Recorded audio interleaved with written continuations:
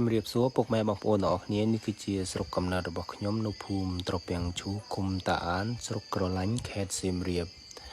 រីឯខាងណាវិញស្រូវបានទុំអស់ហើយស្គៀលចុងហើយនឹងមុំបូកខ្លះផងដែរភាគច្រើនស្រុកខ្ញុំកើតប្រកបអាជីវកម្មគឺធ្វើស្រែចំការចិញ្ចឹមគោផងដែរហើយនឹងធ្វើស្រូវប្រាំងខ្លះផងដែរ2-3គ្រួសារហើយស្រូវប្រាំងស្រុកខ្ញុំគិតទៅនឹងធ្វើរយៈពេល2ឆ្នាំ3ឆ្នាំផងដែរហើយភាគច្រើនស្រុកខ្ញុំកើតការរស់នៅរបស់គាត់នៅតាមដងផ្លូវហើយនឹងតាមមាត់ទឹកនេះគឺជាផ្ទះបងហឿយ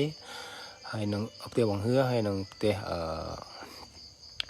មីឈួរសូមអធិស្ឋានបើខ្ញុំនិយាយខុសព្រោះអីវាវីដេអូលឿនពេកនេះគឺជាផ្ទះមេសៅអ្នកស្រុកភូមិផងបងជាមួយគ្នានេះគឺជាផ្ទះបងប្អូនចំនួន1របស់ខ្ញុំផងដែរនេះគឺជាមីងតេងក៏បានដឹកគួរយកមកពីស៊ីស្មៅនេះគឺជាផ្ទះយាល័យស្រុកភូមិផងបងជាមួយគ្នាផងដែរភាគច្រើនស្រុកខ្ញុំការរស់នៅស្រុកខ្ញុំគឺពួកគាត់រស់នៅរបៀបនឹងនេះគឺជាមារបស់ខ្ញុំគឺកំពុងធ្វើម៉ូតូនេះគឺជាអ៊ីរបស់ខ្ញុំគាត់កំពុង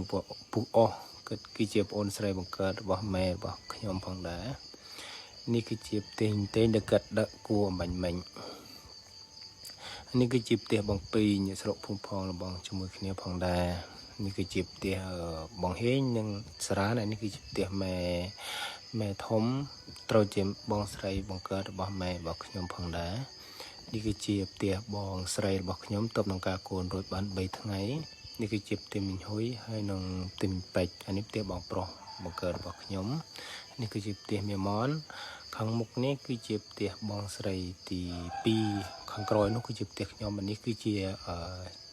សាលាឆោទៀននៅភូមិរបស់ខ្ញុំភូមិត្រពាំងឈូកនេះគឺជាផ្ទះមីញ៉ៅហើយនៅផ្ទះមិត្តភ័ក្តិរបស់ខ្ញុំផងដែរនេះគឺជាផ្ទះមៀហើយនៅផ្ទះមីងអំវ៉ាហើយនៅផ្ទះនន់នេះគឺជាផ្លូវទៅស្រុកស្រែចំការធ្វើស្រែជ្រូតស្រោសុំ20ទោសនិយាយខុស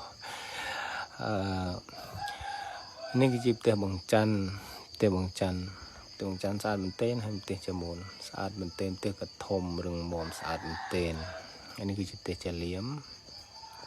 នេះគឺជាផ្ទះមាវុននៅស្រុកភូមិផងបងជាមួយគ្នានេះគឺជាផ្ទះមីងមឿ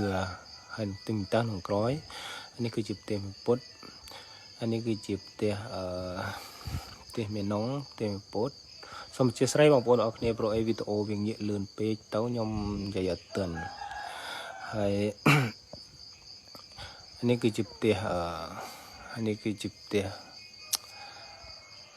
ចំនួន